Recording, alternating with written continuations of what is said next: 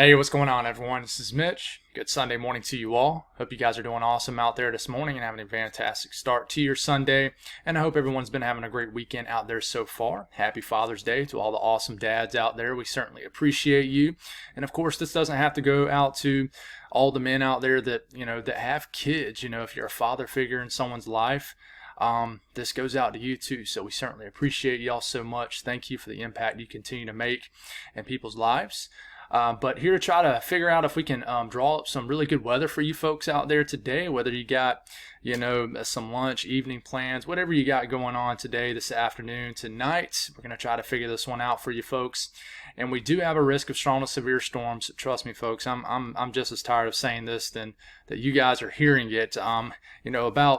I was thinking about it yesterday. I was like, man, I'm just over talking about severe weather. But you got to keep talking about it. You got to keep people aware of what's going on. But at least we're not having any huge outbreaks or anything. But it was certainly pretty active yesterday afternoon, evening in the state of Nebraska, where we had some damaging tornadoes. Some storm chasers got some footage of tornadoes actually doing damage, I believe, to some farms out there in Nebraska. So I hope you folks are doing okay out there. Let me know what you're hearing for my friends out here in the plains and Midwest that know people that were impacted or know areas that were impacted. I would love to hear what you're seeing out there. But today we run another risk of strong to severe storms a little bit further north, I would say, but we're going to try to figure this one out. But we're going to talk about everybody else also. The heat's really cranking up, but there's also spots of the country that is quite chilly this morning, and we're going to speak on that too.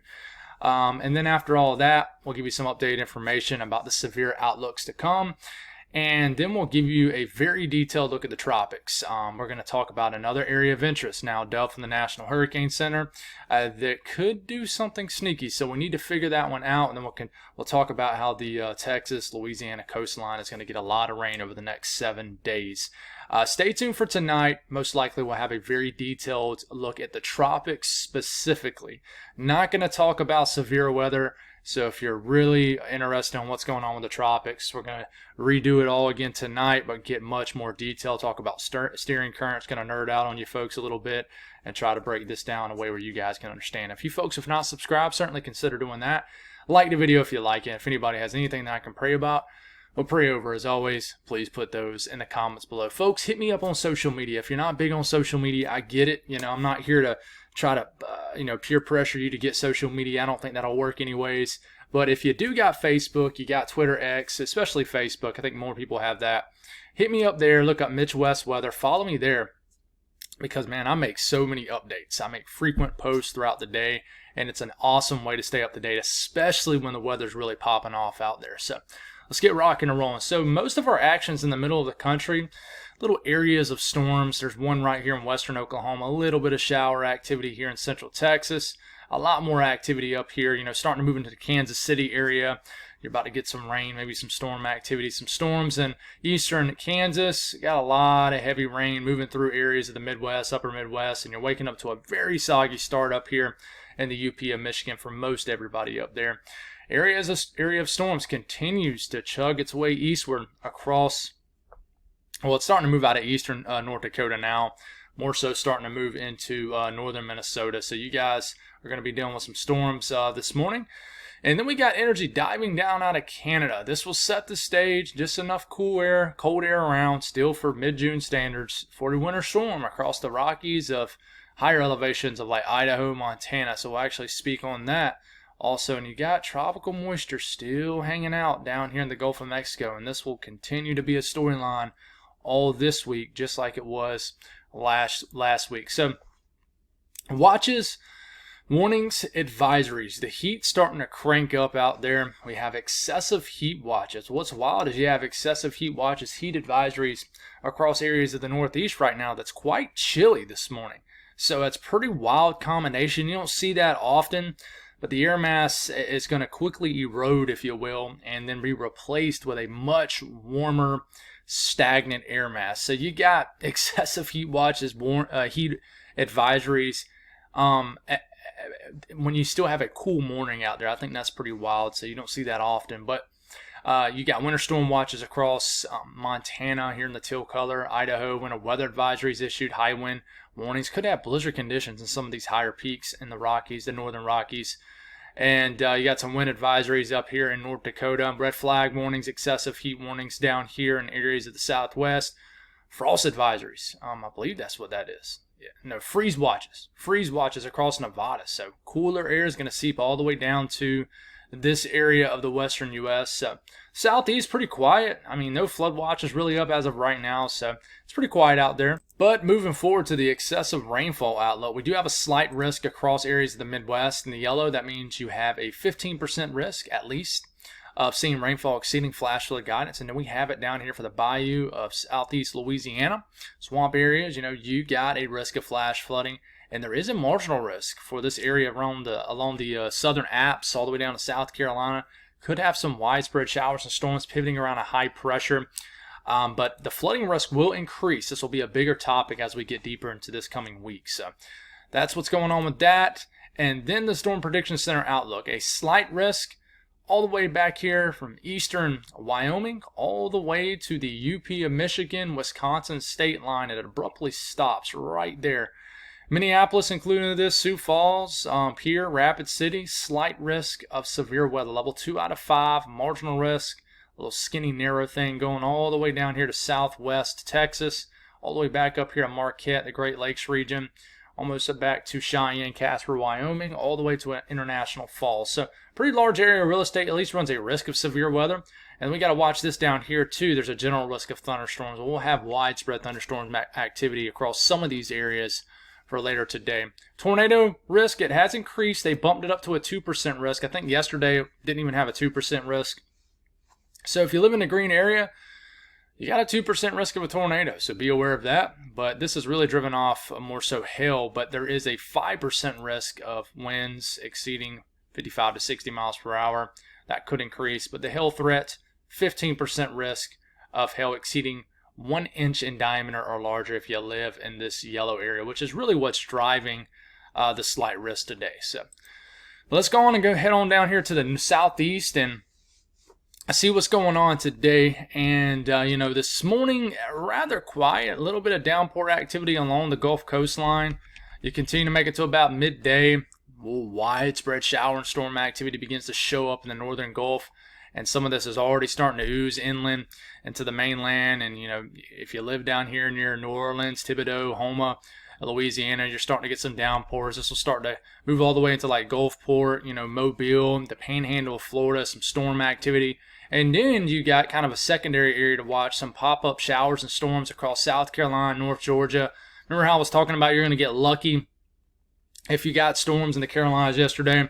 Where I was that unlucky soul. It was about 45 minutes away from me. In fact, it was so close that it popped off my lightning meter on my weather station on my roof, and it said that there was lightning about 20 to 25 miles away. So I was that close, guys. But the grasses, the lawns out there are starting to dry up. It's what happens in the summer in the South when you don't get rain for more than 7 days. I mean, everything the grass starts to get gray. So gets dry quick when you get this hot weather. But most of your moisture is down here confined to the Gulf coastline, but you continue to move this forward.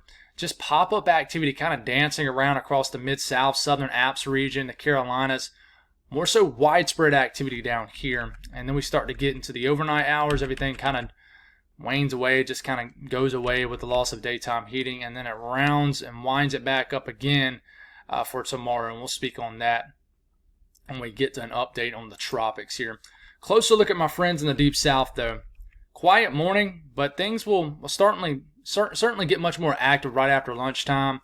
Southeastern Louisiana, showers and storms. These could produce very heavy rainfall because it's tropical in nature. Really, origins from this is way far south in the tropical sections of the Caribbean, the Gulf of Mexico.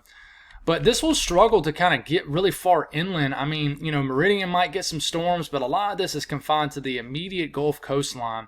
But you will just get this popcorn-like pop-up showers and storms up here in Tennessee, Kentucky. Might get a stronger storm or two, maybe, but this is getting to like 8, 9 p.m. And then, like I said, this begins to kind of weaken as we get into the overnight hours. But rainfall between now and the next 24 hours per the National National Weather Center here. Some areas maybe a quarter inch, tenth of an inch. Some areas could get 1 to 2 inches of rain, and I think that's going to be more so for southeastern Louisiana. But pockets, if you live along the coastline, points an hour or two inland, I think that's where you're going to have the best chance of these tropical showers and storms across the Gulf coastline. So you move up the road a little bit to my friends here and the southern Alps, areas of the southeast, mid-Atlantic, east and west of the Alps here. This morning, quiet, all the way to midday about quiet. But I think right after we get off, kind of past lunchtime here, I think we could get some showers and storms already popping off here in western North Carolina. These will be slow movers, kind of pop off, kind of probably throw out an outflow boundary. This will cause more showers and storms to develop around the original showers and storms. This is what happens when you're kind of being influenced by high pressure. Storms form, pop off an outflow boundary, which is a kind of a rain-cooled boundary of cool air. When that boundary of cool air hits the warm air around it, it basically causes rising of air and then causes more storms to develop until eventually there's just not a lot of energy left in the atmosphere to work with. And that's kind of how these kind of summer days are. That's one of those days where you look at your Weather Channel app and it's like a 10, 20, 30% chance of storms. And you're like, you know what, I'm good. You get to about 3 to 5 o'clock in the afternoon, and all of a sudden you get this crazy storm right on top of you, and you start to point your finger at the local meteorologist. That's how it is in the summer. If you live in the South and you've lived here for any amount of time, you should know that. But that'll be kind of like a day in this area. Once we get into this afternoon, into this evening, they'll pop up really anywhere, especially, probably in this entire region right into here. Runs a pretty decent chance. I wouldn't say a decent chance, but at least a chance of a pop-up shower storm. There's a chance you might go the entire day and not get anything. So just know that. And, we head on up to the northeast in the New England area. It is quite chilly, guys. I mean, this is actual air temperatures right now. 40s, even some upper 30s out there in some of those higher terrain regions. It's chilly in Boston. It's in the 50s. You get closer to, the urban populated region, urban heat islands, which is a thing, guys. It's a little bit warmer. Like, for example, if you're standing in Central Park, it's probably significantly warmer than if you went an hour outside the city. So it's definitely chilly in interior sections of the Northeast. It feels like a fall morning out there. It just, like I mentioned before, it's hard to fully get rid of winter and spring out here, and fully make that transition to summer. By the time you do, it's, fall is right around the corner after that. So that's why I always want to live up here. But anyways, definitely a chilly start. What about the weather today? Well, I think this air mass, and this is a little bit of a return flow along this around this trough. I think this air mass will, basically head on out, and it will be replaced with a very hot, stagnant air mass. But the Northeast today, the weather seems pretty quiet. We get into this afternoon, this evening, overnight hours, all the way into tomorrow morning, and that's when we can be greeted with some shower activity in northern New York, the Adirondacks, maybe all the way into western Maine, northern Vermont, northern New Hampshire. Certainly could get some shower activity, maybe a pop-up storm down here in Ohio. Now we head on down to the south central U.S. Quiet start out there, but of course I've already kind of talked about Louisiana. Louisiana is a state where I talk about in kind of the southeast and the south central timestamp, but you're going to be dealing with those downpours in southeastern Louisiana. I don't think a lot of this will get all the way into northern Louisiana, but we'll see. Some strong to severe storms could get going down here in extreme southwestern Texas. Be aware of these. Large hail is possible with these. Maybe some gusty winds. Can't rule out a tornado. We get into this evening. Most of Texas seems pretty quiet, though. Enjoy your beach day along the Texas coastline, because I do think the weather will go downhill as we get into tomorrow onward. But the immediate central and southern plains, it's a pretty rain-free day, hot day. I mean, almost too hot to even go outside.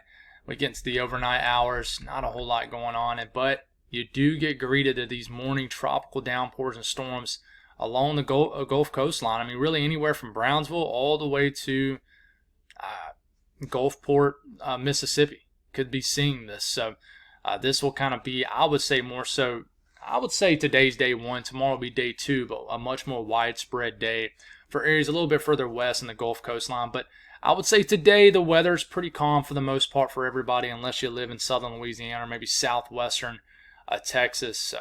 But we cannot rule out a strong to severe storm in this area of Texas either, up into the panhandle of Oklahoma and to western Kansas, even though the HRRR model is not really showing anything. So this is by far where the most active weather will be as far as impactful weather today. Waking up this morning already to a lot of activity falling out there from the sky in Wisconsin, the UP of Michigan. I think that this will maintain strength, maybe weaken as it moves eastward. We're dealing with some showers along and around Green Bay, maybe as far south as Milwaukee, up in the UP of Michigan, northern lower Michigan. I think by the time we get into this afternoon, most of this will relax. It's once we start to get into this afternoon, this evening, look at these supercells trying to form in northern Minnesota. If you live up here and you're tuning in, be aware of these. Your highest severe weather threats to your south, but be aware of these if you live right here. And I do want to, mention this complex of storms in northern Illinois this afternoon into this evening that could impact the Milwaukee area. And look at these storms getting close to Duluth, for example. So what we're going to do is we're just going to go on and zoom into this area right here. Start off the same way we started off just a second ago. We get into this afternoon. There's those supercells that could form on the north or south side of the U.S.-Canadian line. If you live up here, please be aware of these storms. Large hail is possible, and you cannot rule out some isolated tornadoes. And then, look, Duluth right here getting hit pretty hard by some storms. Extreme northern Wisconsin, storm activity here, strong to severe, very possible. This activity will try to make it all the way into the UP of Michigan. Will begin, I think, to somewhat weaken at that point. But this could still be packing a punch in the UP of Michigan tonight. But look at these storms that form. These storms don't form until like just before midnight, guys. Look at these storms in South Dakota. Damaging winds, a flooding threat could get going with this because it looks like these storms move more so zonal, kind of west to east. They kind of go over the same areas. But if you live in central South Dakota, anywhere, storms will really get fired up later tonight after the sun sets. Even to after midnight. This is like 1 to 2 o'clock in the morning. These storms look pretty intense. Looks like they start to surge a little bit more of a northerly motion to them. So they start to get into even like southeastern North Dakota, start to impact central Minnesota, Minneapolis, watch out, St. Paul, some nasty storms. I'm talking about like 5 or 6 o'clock in the morning, more so widespread rains across areas of northern Minnesota. And then this gets once again into like northern Wisconsin tomorrow, where it could start to bring some hefty storms to greet you guys for your Monday morning. But not to leave you guys hanging in the upper Midwest here, and I do want to back this up, but the energy that kind of forms in northeastern Minnesota could still be, hanging tight here, hanging strong once it gets to northern Wisconsin, the UP of Michigan to the overnight hours. So you guys could get some storms, and then you got to watch the energy as you're waking up tomorrow morning more so, I would say. So, but the highest severe weather threats back west. This is the updraft Felicity swath indicating rotation with some of these storms. So this is, probably along a trailing boundary right here in South Dakota. And just note that, guys, the slight risk gets into Nebraska. So you notice we didn't really mention Nebraska at all, right? Well, the HRRR model says, hey, the storms aren't really going to form in Nebraska, but please, if you live in Nebraska, you're tuning into this video, just note that you guys could get some storms too. Just this particular run is just not showing much action today. But that doesn't mean it's not going to happen, okay? But this kind of area of concentrated stronger updrafts and rotating updrafts gets all the way into the Minneapolis, St. Paul area. So be aware right here. I would say this entire region right into here. Watch out. Watch out for a more heightened risk of strong to severe storms for sure. And sure enough, you look at the damaging wind threat, which the wind threat really isn't a big deal today. I don't think the Storm Prediction Center is not really buying much of a wind threat. And you notice, there's not much wind energy with these storms. This is more so just due to just non-thunderstorm winds, just breezy conditions. But somebody can get a 30, 40, 45 mile per hour wind gust from this. It's very possible. So now we start to head out to the west. It's a cold morning for the northern Rockies, the Pacific Northwest. It is chilly even in the valley areas. Karen, you're probably cold where you're at in Montana. But you start to get into the central, especially southern Rockies, southwest, It's not as chilly. Like Salt Lake City, not as chilly, but, a little, it's still in the 50s, the low 60s. But you start to get down to Phoenix, certainly in Los Angeles. And I meant to say Las Vegas, certainly feels more like summer. It's hot. It feels like this time of the year, basically. So, but this cool air is moving in. It continues to move in. It's pretty much already has. This is setting the stage for a winter storm across areas of the higher terrain of Idaho and Montana. And we'll take a broad look at this first and how the moisture is kind of moving out of Canada. Just widespread shower activity across Washington, Oregon, Idaho. And then the moisture really starts to get amped up here in western Montana, northern Idaho. And you see the blue on your screen mixed with the green. Green more so in the valleys, indicating rain. Blue, snow. No mixed precipitation with this expected. But we just go on and take a closer look at this, right? This morning, not a whole lot. Maybe a little shower activity this morning in northern counties of Montana. And then I say most of the action begins to move in late this evening. Some higher elevation snow. Not sure about what the snow levels are out here. I would always recommend sticking to your locals with that. Hopefully one day, 10 years from now, I can memorize all that kind of stuff for you. That's the plan. But we start to get into the late evening hours after midnight. Heavier precipitation begins to move into western Montana. And this could have a convective element to it, meaning we could have some thunder snow in some of these higher elevations that are getting snow. But we take it all the way into tomorrow morning, still dealing with snow. And this is going to be a chilly rain, even up here. Where it's raining, it's a chilly rain. A little bit of snow getting all the way down to the Yellowstone National Park, northwest Wyoming. And definitely, like I said, even where it's raining, could get a little snow mixed with it in the valleys. Very well could. Just not a super rare mid-June event, but certainly a more chillier than average, that's for sure, colder than average mid-June event for sure. So how much snow are they going for? Well, this is the National Weather Service. Going now for maybe as much as a foot and a half on some of these higher elevations. So, like I said, not completely sure what those snow levels are, but be careful if you're traveling through here and it gets up into higher elevations. You might be in for a shock, not expecting this. One of these days, I'm going to vacation out here.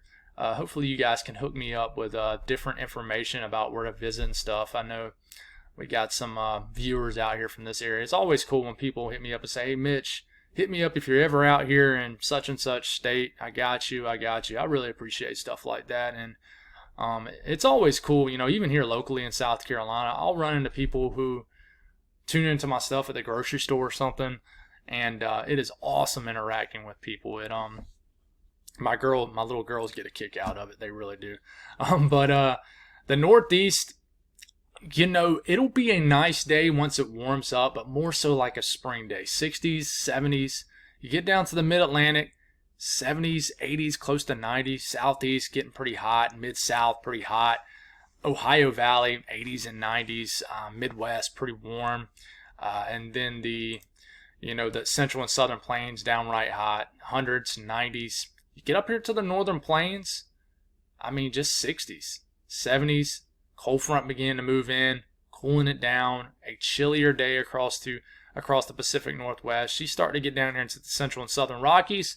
It's warmer, but it's not unbearably hot or anything like that. So let's move forward. Talking about the update from the Storm Prediction Center for tomorrow. We've been looking at Monday for several days now. Not an enhanced risk. We got another slight risk day from northern Nebraska, cutting through the Dakotas, all the way up into Minnesota, all the way into the very far northwest corner of Wisconsin. Level 2 out of 5 risk of severe weather. All right, tornado risk, a 2% risk. That's all we got right now. So that's good. It's not super high. This could uptrend. That 5% risk yesterday certainly verified. A 10% risk would have verified. But the wind threat, 15% risk of winds exceeding 55 to 60 miles per hour right here through central South Dakota into a small section of Minnesota and Nebraska. And then the hail threat's a much larger, 15% risk in that entire yellow area of hail exceeding 1 inch in diameter or larger. Tuesday, severe weather threat just a little bit further east. This is all driven off an upper trough. I will say this is your typical summer stuff. It really is, guys. Last summer was odd. Where we had the jet that continued to dip very far south. and we kept having these crazy, abnormal, severe weather events for the deep south, the southeast. This is normal. I mean, on average, your severe weather threats begin to shift north.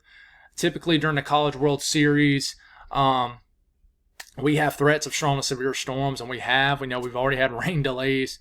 By the way, there's been some phenomenal games in the College World Series if you're, a sports fan. But anyways, not everybody is, so I get it. But, Minneapolis, Duluth undergoing Tuesday for severe weather. And then if you go past Tuesday, it says, I think the severe weather threats begin to kind of significantly drop off. And finally, I think we'll be able to fully focus on the tropics, which I'm looking forward to doing. But I'm sure we'll have to deal with some sort of severe weather event by the time we get to the end of the week again. But honestly, I'll be honest, I haven't really looked super far ahead as far as the pattern for the U.S. I know that the ridge is really dominating the country. There's probably a lot of other YouTube channels talking about that. But there's just so much to talk about right now. So many small to medium things that it's hard to get super detailed on all of it. And you guys know that I don't like to just skim through information. I think y'all know that by now. So let's move forward here. So an update on the tropics. We got 2 areas of interest now. And this is the latest update too. It dropped about 10 minutes ago actually. So we're actually lucky and have the latest information from the National Hurricane Center. So first thing we'll mention is this. There is a new area of interest from, if you compare this video to yesterday morning's video, and we spoke on this too, that just the National Hurricane Center had not yet actually dubbed this an area of interest, which if you're wondering what an area of interest is, anytime you see kind of like an area right here, that is what the National Hurricane Center says is an area of interest, or an AOI for short. There's a lot of acronyms out there in the weather community, but that's what this is. So there's a 30% chance of cyclone formation within the next 7 days. Tropical depression, tropical storm. 30% chance of that right into here. There's a 60% chance with this area we've been mentioning for quite some time now of a tropical development within the next 7 days in the orange area right here in the Gulf of Mexico and the Bay of Campeche. Okay, so there's 2 areas we're watching. Both, I think, have a decent shot. In fact, we know this is. And in fact, some of the moisture we're getting right now that we kind of just spoke on for the southeast and the south central U.S. is already beginning to kind of develop this morning and impact you guys in the coastal areas of Louisiana, Mississippi, even into Texas as we get into the overnight hours. So it's already bringing impacts, right? Huge area of moisture.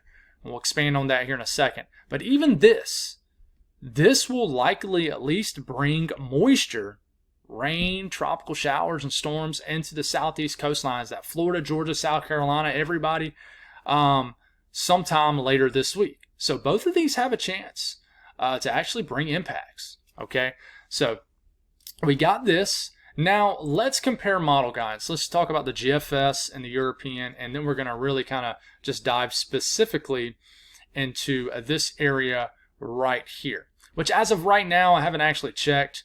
This has not been dubbed like an invest or anything, and I don't think it will until we get into the next couple of days. But we'll start this off 24 hours out from right now. It's hard to see this area. This just looks like an area of rain, but you can see this area pretty well. This is a big area of moisture in the central and western Gulf of Mexico. Now watch as we move all this in motion. Okay, we get into tomorrow evening. Big area of moisture, even getting some yellows, orange, reds here in the Gulf of Mexico. Lot of heavy tropical moisture out in the Gulf of Mexico, but this, even on the northern extent of this is getting pushed into the Gulf coastline. Your eyes are kind of want to go 2 different directions. One's going to go right here, one's going to want to go over here. But we'll kind of talk about both at the same time. So we'll take it to Tuesday morning. GFS takes us to a 998 millibar low. This is starting to get into a formidable, like, tropical system now. Okay? At the same time, you're starting to get something, getting some circulating motion out here too in the Southwest Atlantic. You take it all the way into, let's just take it all the way to like Wednesday morning, okay, June the 19th. Big surge of tropical moisture getting pushed right into the Texas coastline. Houston, heads up. This will get a little bit inland too. But the main actual surface low on the GFS is showing way down here, kind of off the coastline of Brownsville and northern Mexico, the northern Mexico coastline. Okay, still a lot of moisture. I think a lot of this moisture will get kind of slingshot up here to the north, though. And then you still got this, but it's still a weaker low. And then you go on and take it into Thursday morning. A lot of this moisture has been pushed all the way into central, we're getting all the way into western Texas now. So, places like Austin, San Antonio, a lot of tropical moisture getting pushed. This is where a big flooding threat could get going. And then we kind of go back and look at this now. And yes, there is a chance this develops into a depression or a named storm. We still have not taken Alberto yet. But look at this. Now you can actually see a big, it's actually a pretty confined blob of green compared to this over here. And then, sometime Thursday, this takes a weaker, almost tropical wave, a tropical depression almost, and then pushes it into the northern Florida, Georgia, even brings moisture all the way into South Carolina, which we need it, coastline.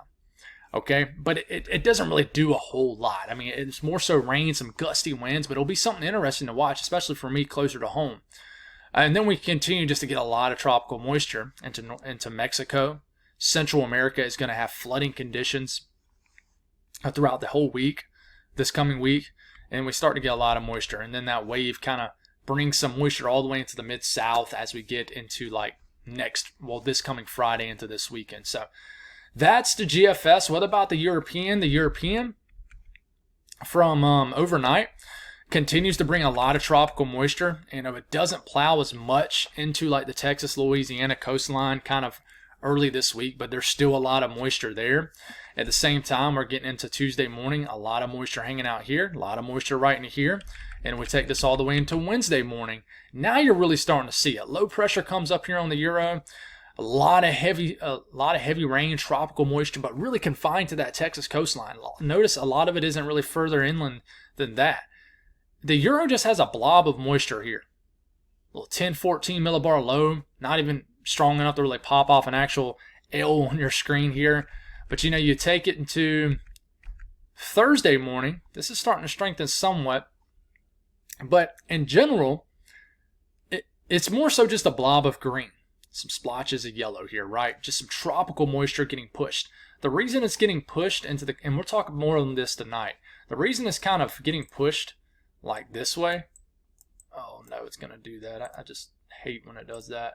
Let's see if we can fix this on the fly. We cannot. It does that sometimes, guys. It hasn't done it in a long time. But anyways, the reason that this is getting pushed this way is because flow around this high pressure is going like this. So therefore the steering currents is pushing this tropical wave, tropical depression right into Florida and to Georgia. So we'll make sure this thing that's tearing my nerves up. Come on, draw for me. But the reason it is, no. All right, I'll give up on it, guys. I give up. But that's the reason this is getting pushed into this way. Okay, and we'll have that working later this evening when we discuss it. But if you go back over here Thursday morning, look at the other area of interest. This has 1,001 millibar low, actually plowing the low into the coastline of Mexico, but there's a lot of moisture associated with this. So the moisture kind of bubble is very broad, stretching all the way up into Texas, all the way down to Central America, and this continues to make its way westward. And look how the Euro pushes this moisture a little bit further north into South Carolina. Thursday evening, this is a time frame to watch. Gets all this moisture all the way into Georgia, the Carolinas. Euro has a little bit further north. One thing I'll note, and we'll talk more on this tonight, a stronger system in this area would try to move a little bit further north. A weaker system would push a little bit further south. We'll just leave it at that for now. We'll talk about why in tonight's video. So hang tight for that. If you already know the answer, then that's awesome. You've been paying attention. But we continue to move forward into this weekend, and then we just have to watch other tropical areas of tropical moisture down here too. So, but kind of diving a little bit deeper into this wave here, right? This is 850 millibar vortices. So this indicates energy in the low levels of the atmosphere, about a mile above our heads. We talk about 850 millibars when we're talking about low-level jets with severe weather. So this is where we can really see if there's any kind of low-level spin out here. And we're talking about this, this system near the Bahamas and the southeast coastline. Even on the weaker Euro, you can see it. There it is right here. And actually, when I get this in motion, you can see it spinning, right? And this tries to, get a little bit stronger right as it approaches the coastline. And this is around Thursday afternoon, 21Z Thursday, June the 20th. This starts this little spin. I think this will look, I guess if I'm putting my passion for weather in front of it all, I think that even if you are just kind of a person that's interested in the weather, I think that this will be a cool little smaller feature to watch. These little smaller features like this, you can learn a lot off of. But this will definitely bring some rainfall, some kind of squally weather to Jacksonville, maybe, Savannah, maybe as far north as Myrtle Beach, Charleston, and maybe as far south as Miami. So we just have to watch this. This could trend further south, could trend further north. It depends on the strength, but this goes right into, the southeast coastline, and then continues to make its way and merge into the pattern into the inland areas of the Mid-South. Okay, and you can see it on the GFS too, guys. You could definitely see it on the GFS. Here it is, spinning around and heads right into the same area that the Euro does. Okay, a little tropical, whatever this is going to be. Could it get as strong as a storm? I think it has a chance to, absolutely. A storm called Tropical Storm Danny in 2021 did something similar, kind of driven off something different, but the path was very similar. So it is something to watch. And, the chances of this developing into a depression based off the European ensemble, it's now up to what is that? I always have to look at this very closely. 20, 30, 30, 40, 40, 50. Now it's up to a 40 to 50% chance of a tropical depression developing here in the northern Bahamas and just areas of the southwest Atlantic. So it is certainly something to watch, guys. I mean, I think that it needs to be paid attention to if you live in the southeast coastline for sure. So you can actually see the rain from this. This is in 24-hour increments, so it'll disappear in certain areas. But you can see how it brings this area of moisture right to the southeast coastline off the European ensemble, not the European, like operational run. This is the ensemble, and it brings some damp conditions along the southeast coastline. Some of these areas could use the rain. South Florida, probably not so much. But anyways, if we switch gears and we look at this other area in the Bay of Campeche, Gulf of Mexico, this is just, in general, guys, whether this develops or not, this is bringing a ton of moisture. We start to get into Monday morning. The greens you see on the map, more moist air. The darker the greens, very rich tropical air. And what you'll notice is you already got a flow riding right into you already got like a favorable flow pulling in a lot of moisture into the Texas-Louisiana coastline, right? So, but the huge plume of tropical moisture, this is going to do nothing but like amplify. And, this is the EPS too, one of the more, I would say, more accurate model runs here. It takes 1,001 millibar low. Most of the heaviest moisture is on the northern side of that, which means that it packs more of the states here, and really starts to bring a flood, I would say a significant flooding risk to even Texas. But certainly once you get into Mexico, Central America, you're going to be dealing with it all week. And big plume of moisture gets pushed in, and you can see where the plume of moisture gets pushed in from this system we just talked about in the Southwest Atlantic too. So we'll certainly watch this. There's still a chance of this developing, no doubt here. This is going to bring a lot of rains, and I think that this has a chance to develop into a tropical system. No doubt about it. We just have to watch. But, I think the biggest impacts, regardless from this, is going to be just rain. We kind of started off where we left off, and from the southeast and the south central timestamp earlier in the video. And we'll start off for tomorrow morning. Look at all this tropical moisture. Just widespread downpours and tropical in nature storm systems. None of this will really bring any dramatic severe weather. It's just waves of very heavy rain, rumbles of thunder, some flashes of lightning will just kind of ride over the same areas, especially from Mobile, Alabama, through Gulfport, New Orleans, Baton Rouge, all the way to Lake Charles, all the way to Houston, down the Texas coastline, especially more so deeper in the week. But this will try to make it all the way into Arkansas. But then as we start to get into tomorrow evening, more so widespread rains get more confined to certain areas. And, if we were to keep this going, and this is just the latest long-range HRRR model, if you keep this going, this will show even more rain.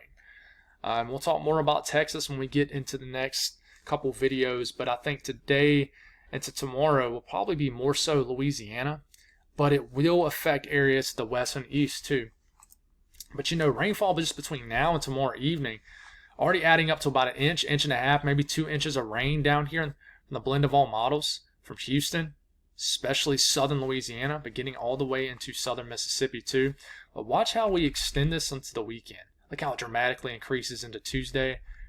This is getting into Thursday morning. I think this really starts to impact Texas after this. So this is between now and Friday evening. Most of the rain, I would say, in like southeast Louisiana is going to fall over the next 24 to 48 hours. But the further you get west, man, Houston, look at this. 9-10 inches of rain possible. Lake Charles, 4 to 5 inches. So a lot of rain. And then, we kind of make our way into southern areas of Texas. Look at all this rain around Houston Point South down to Corpus Christi, anywhere from 6 to 10 inches of rain. A lot of rain on the way for you folks.